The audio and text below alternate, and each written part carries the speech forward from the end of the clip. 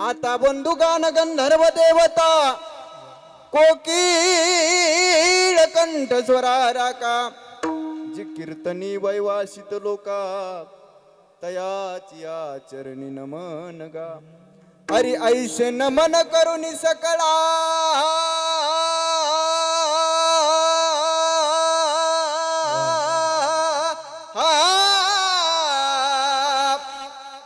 हरी कथा बोले बोबडिया बोला